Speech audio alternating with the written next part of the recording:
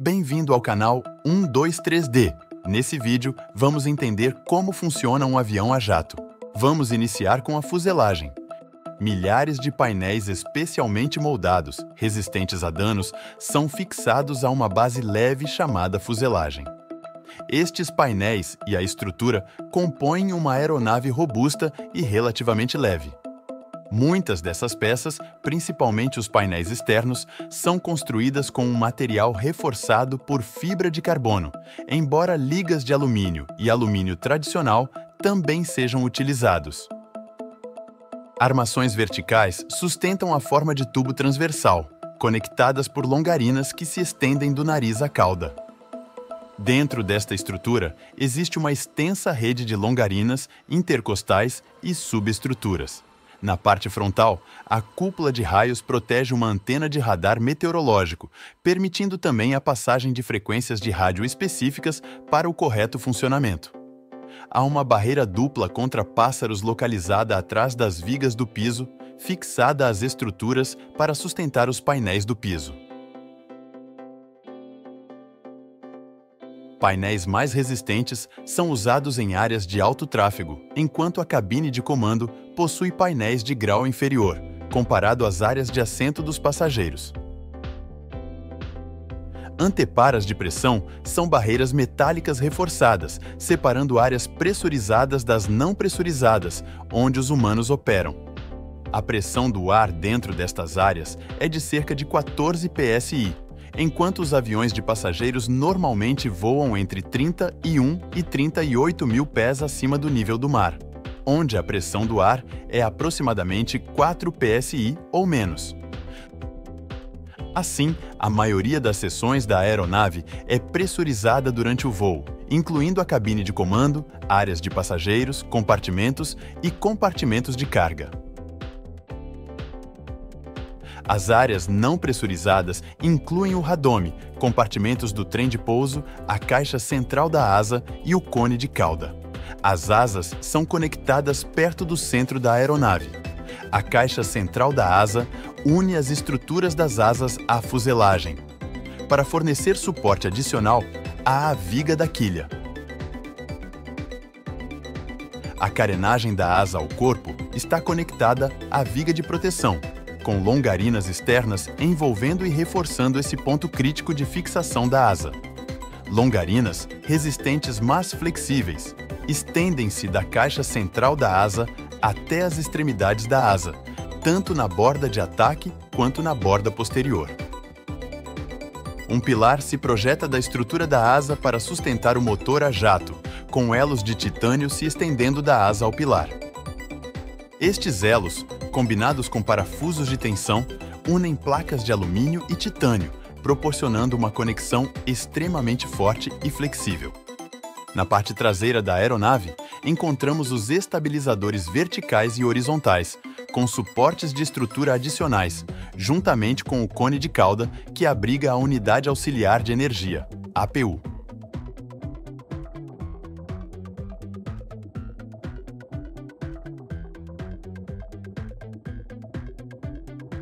Os para-brisas e janelas laterais são compostos por 3 camadas de vidro quimicamente reforçado, coberto com revestimento antiestático. As janelas da cabine mantêm a integridade estrutural da fuselagem, com um painel externo espesso feito de acrílico. Adicionalmente, há uma camada de tinta acrílica protetora no lado do passageiro, com aberturas e espaços para portas de equalização de pressão e temperatura. Portas de passageiros dianteiras e traseiras, com portas de serviço correspondentes no lado de estibordo, são encontradas juntamente com portas de acesso na parte inferior de estibordo. Portas de emergência menores sobre as asas estão localizadas acima de cada asa. Antes de serem abertas, as portas precisam ser desarmadas para evitar sobrepressão na abertura da corrediça de emergência. Uma luz visível, tanto interna quanto externa, indica se o diferencial de pressão permitiria uma abertura segura. Um painel de ventilação permite a equalização da pressão. Girar a maçaneta da trava interna possibilita a abertura da porta. Além disso, há uma trava de porta acessível externamente.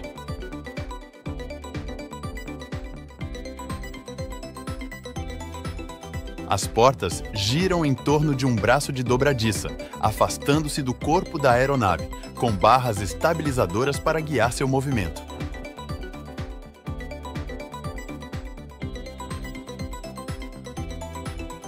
As asas e as superfícies de controle de voo são cruciais para a operação. As asas geram sustentação para a aeronave. As principais superfícies para controle de voo são os elevadores, ailerons e leme. Os ailerons normalmente operam em direções opostas, permitindo o movimento de rotação da aeronave. Elevadores afetam a inclinação para frente e para trás, enquanto o leme controla a guinada ou rotação em torno do eixo vertical. A totalidade do estabilizador horizontal, ao qual os elevadores estão vinculados, possui a capacidade de ser girada para manter a aeronave em uma atitude específica, dissociando-se dos elevadores para ajustes mais precisos. Para realizar essa função, o estabilizador está conectado a um dispositivo motorizado capaz de movimentar-se para cima ou para baixo em uma haste roscada. Superfícies adicionais de controle de voo auxiliam os sistemas primários. Nas ripas do bordo de ataque da asa e nos flaps do bordo de fuga, formam o que é denominado como o sistema de voo de alta sustentação. Tanto as ranhuras quanto os flaps estendem-se para fora da asa em um movimento curvado para baixo, provocando uma mudança substancial no formato da asa. Esse ajuste permite um ângulo de subida mais íngreme e, simultaneamente, diminui a probabilidade de stall durante a decolagem e a ascensão à altitude de cruzeiro. Os suportes de ripas curvos deslocam-se por meio de engrenagens acionadas por uma linha de eixos interligados à unidade de acionamento de energia das ripas.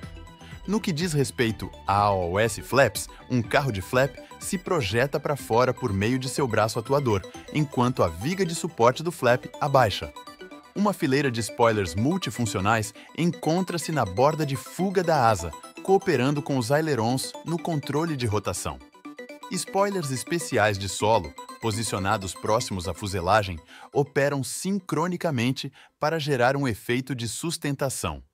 Isso resulta na criação de força descendente durante o pouso, efetivamente prendendo a aeronave à pista, desacelerando-a e aplicando peso nas rodas para facilitar a frenagem.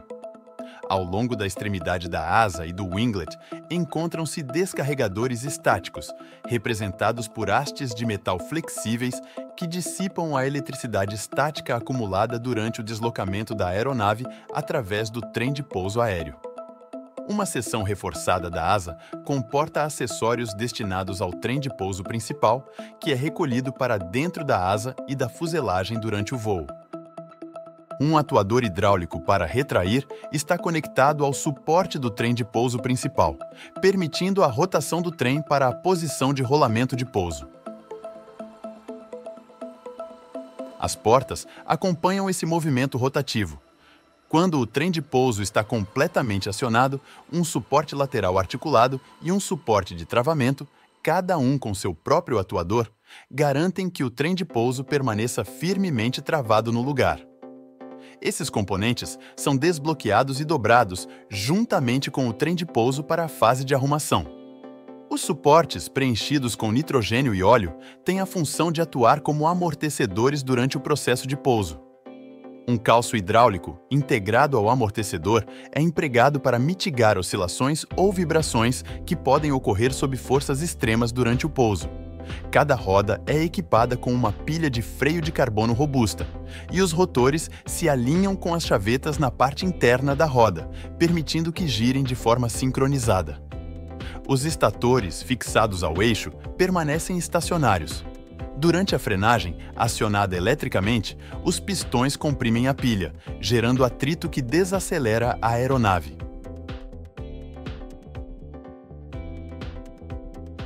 O trem de pouso dianteiro possui pneus um pouco menores e um sistema de freios distintos em comparação com o trem de pouso principal.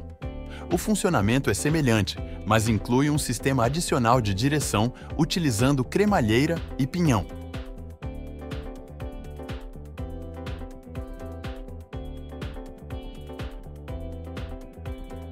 Sobre os motores. Será gravado um vídeo detalhado sobre o funcionamento interno de um motor a jato. Então, já se inscreva no canal para não perder. Neste vídeo, focalizaremos a inter-relação entre o motor e a função global da aeronave. A parte traseira da caixa do motor abriga o conjunto de reversão de empuxo, responsável por inverter o empuxo do ventilador para desacelerar a aeronave imediatamente após o toque, reduzindo o desgaste de outras peças de pouso e possibilitando distâncias de pouso mais curtas.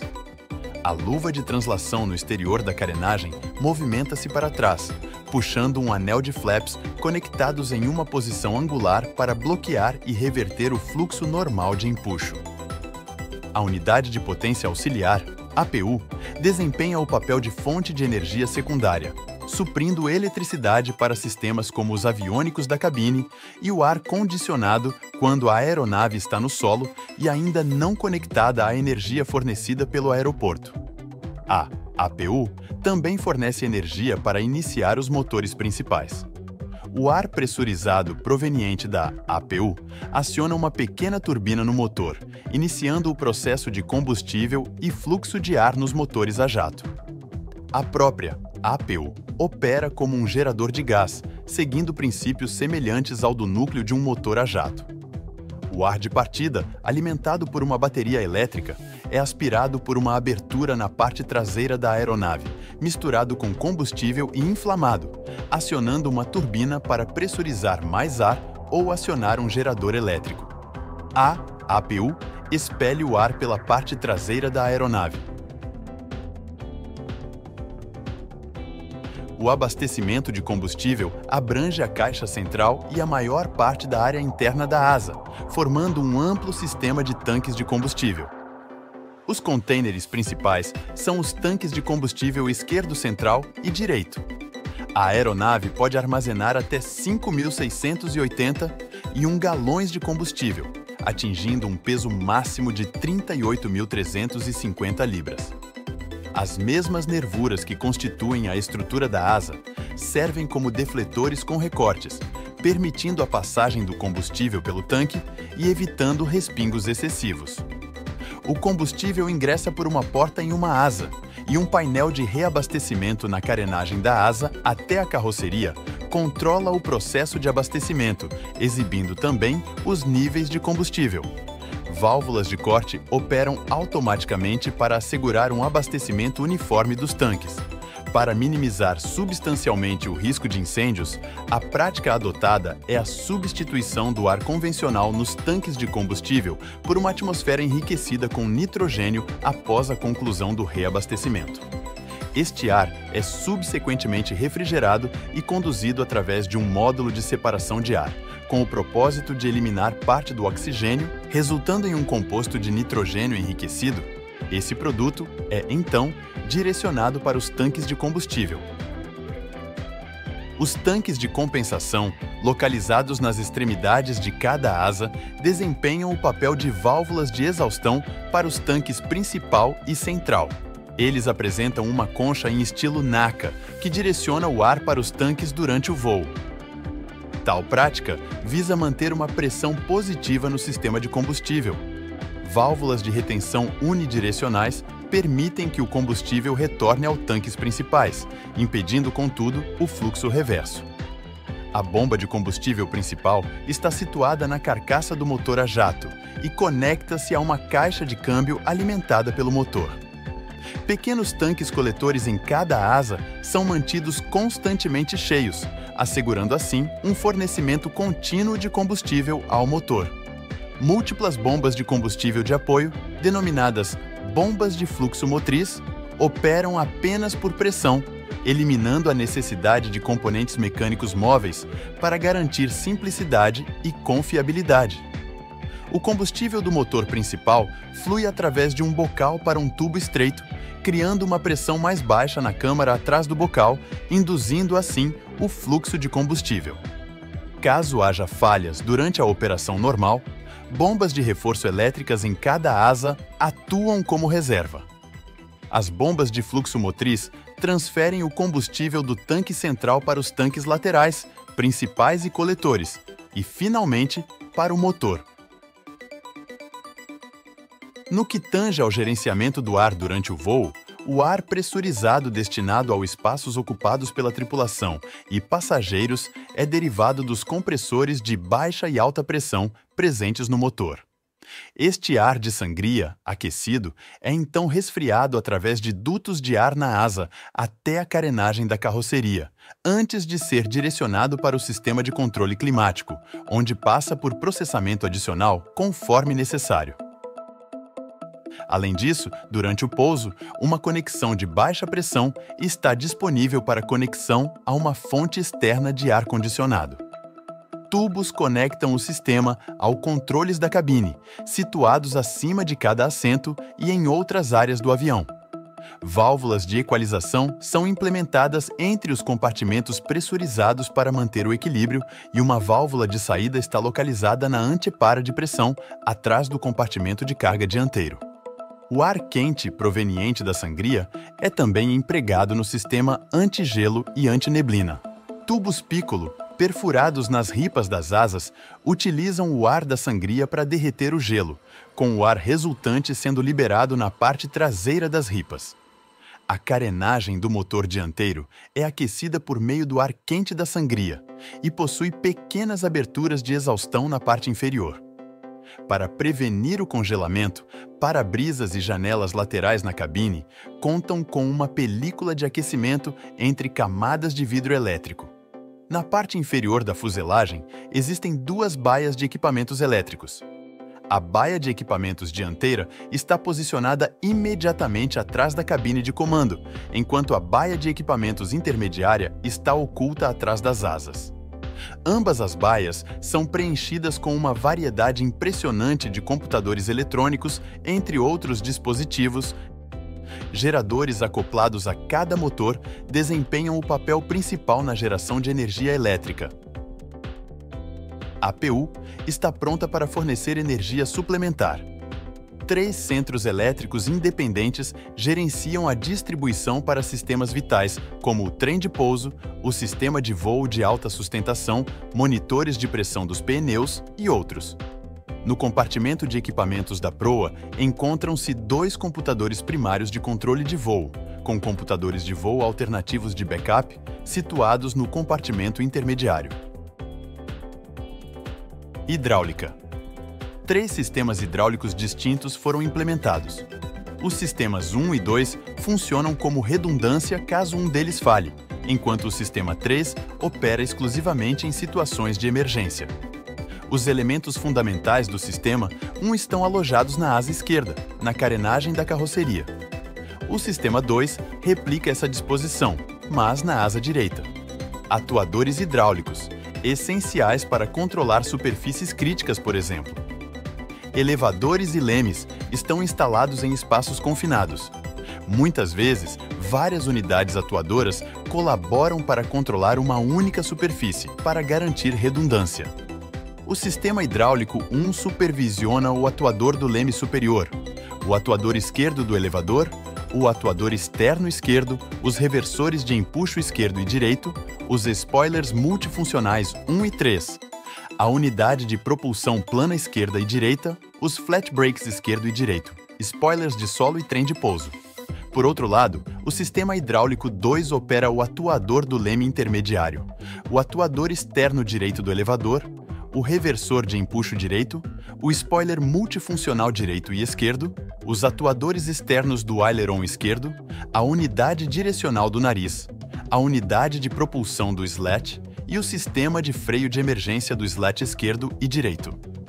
O sistema 3 tem capacidade para alimentar o atuador do leme inferior, os atuadores internos do elevador esquerdo e direito, os atuadores internos esquerdo e direito, o spoiler multifuncional 2, o aileron esquerdo e direito interno, os atuadores esquerdo e direito, os freios de ripas e flaps e o atuador de armazenamento da turbina de ar. Água e resíduos. A aeronave está equipada com 3 toaletes, um na área frontal, atrás da cabine de comando e 2 na parte traseira. Além disso, há pias nas estações de cozinha dianteira e traseira. As bombas extraem a água de um tanque de 40 e 2 galões localizado abaixo dos painéis do piso traseiro. Medidas como cobertores aquecidos e linhas de água aquecida foram implementadas para evitar o congelamento da água. Cada pia possui um aquecedor de água adjacente, regulando a temperatura da torneira por meio de um misturador de água. O descarte da água cinzenta das pias é facilitado por mastros aquecidos de drenagem, localizados na parte frontal e central da parte inferior da aeronave. A água negra proveniente dos toaletes a bordo é armazenada em um tanque de resíduos e esvaziada após o pouso. A separação de ar e água dos resíduos ocorre à medida que entram no tanque. Em altitudes inferiores a 16.000 pés, um gerador de vácuo cria sucção para transferir os resíduos para o tanque. Acima de 16.000 pés, o gerador de vácuo é desviado e as diferenças de pressão dentro e fora da aeronave geram as forças de sucção necessárias. Sistemas de emergência.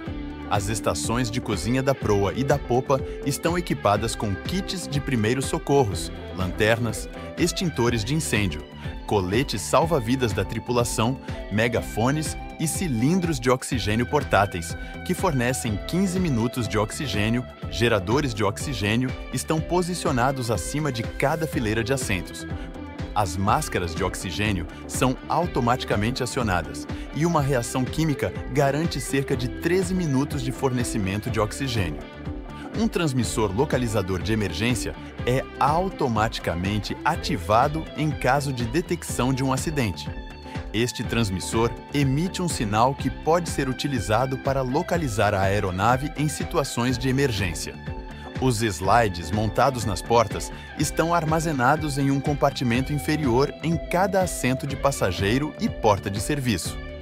Uma alavanca localizada na porta prepara as corrediças para serem acionadas ao abrir a porta, conectando-se ao peitoril e abrindo as portas de saída de emergência sobre as asas, as quais permanecem sempre prontas e se ativam através de uma corrediça de fuga. Em situações de falha total de energia elétrica, entra em operação automaticamente uma turbina de ar comprimido, ou RAT, funcionando como um pequeno moinho de vento.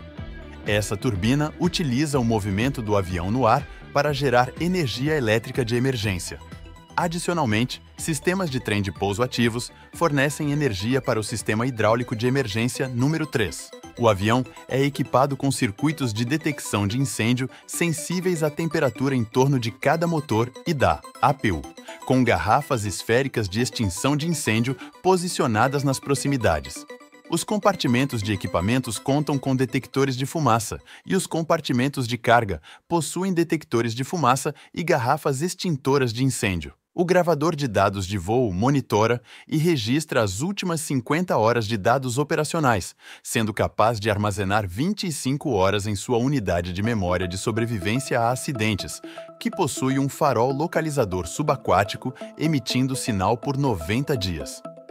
Um sistema de gerenciamento de saúde da aeronave armazena dados de manutenção e monitora eventos como rajadas de turbulência e condições de pouso forçado.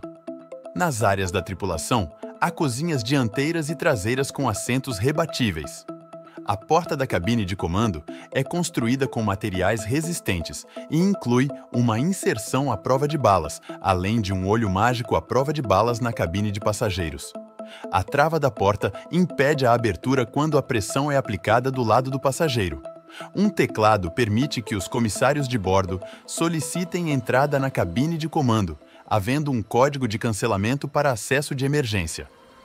Câmeras de vigilância monitoram a área fora da porta da cabine de comando. Fique atento ao canal, pois será produzido um vídeo complementar abordando detalhadamente a cabine de comando, incluindo iluminação externa completa e luzes de navegação.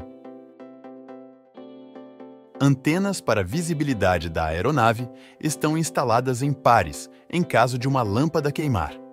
As luzes verdes na ponta da asa direita Luzes vermelhas à esquerda e luzes brancas na cauda garantem a visibilidade adequada.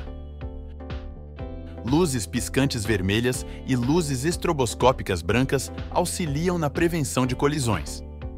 Holofotes iluminam o logotipo do avião, enquanto lâmpadas laterais facilitam inspeções de asas. No solo, luzes na asa esquerda e direita, na carenagem da carroceria e no trem de pouso do nariz iluminam a pista durante decolagem e aterrissagem. Luzes de táxi proporcionam iluminação ao redor do avião em solo.